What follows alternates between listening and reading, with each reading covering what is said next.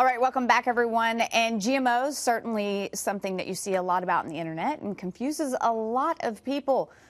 Should you avoid them? How to avoid them? Well, Doneane's here to let us know, which we know you say avoid. Oh, avoid them, yeah.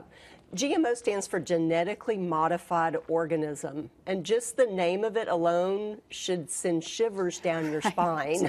For anything to be genetically modified and to be in the food that we consume, that I like to call it frankenfoods. Well, that's a good name for it. It's made in a lab, it's not natural, it takes a natural substance like our food and turns it into something that's not natural. And the biggest culprit in GMOs right now is pesticides.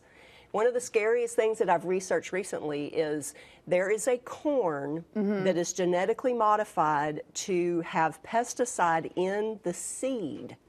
So when the seed germinates and the plant grows and turns into the corn that becomes corn chips, cornmeal, anything that's got corn in it, maltodextrin, corn syrup, high fructose corn syrup that's in almost everything, it also contains the pesticide, and you can't wash it away because it grew into the corn that made the product.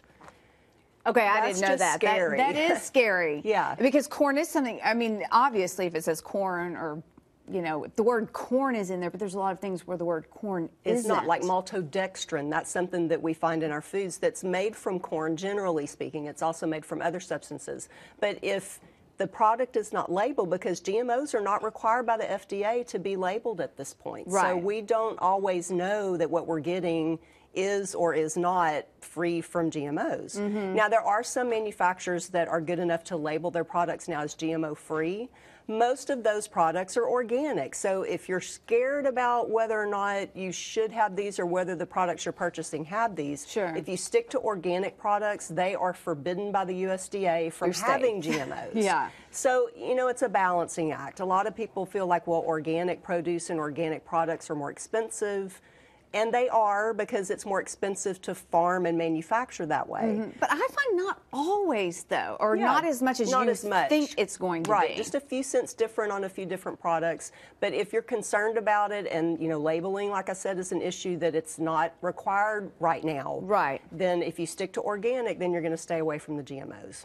Okay, so that's a big thing. Corn, are there any other big ones? GMOs can also be in milk, because dairy cows can be given a substance that is antibiotic, hormone related, that, you know, helps supposedly to keep them healthier, make them stronger, more productive. But again, it's a GMO that goes into the cow, that ends up in their milk, that ends up in the meat that you eat, and, you know, other byproducts. And, you know, even our animal foods like dog food, cat food, they have GMOs in it. I know, it's so crazy. Yeah, if you're concerned about chemicals going into your body or the bodies of your pets, then it's something that you need to be aware of. Well, and there's a couple ways you can do that. Mitchell, if you would take the computer, there is 2 different websites. What does that one say, Brandon?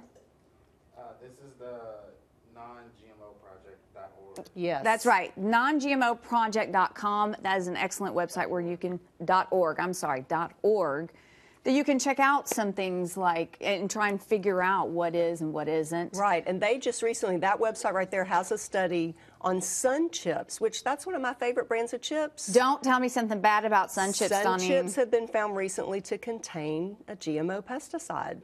Sun Chips are made from corn. Corn typically has GMO. So, you know, even the products that we know and love and trust, you know, you just have to be careful. It's one of those buyer beware situations. If it's not organic, if it's not labeled as not containing GMOs, then, you know, you're kind of running the risk of potentially having those in what you're eating and feeding to your family. And especially if you have small children.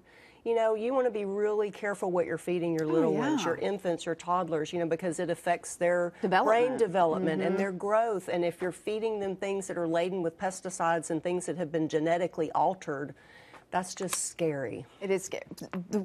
The food industry is just a scary place right now in general. The more you research, the more you really look at it, you don't want to eat anything. I know, it almost makes you want to be your own source of produce. And I mean, you know, we can't all do that, but it just, the more you know, the more scary it is. Yeah, definitely. All right, thanks, Doneane.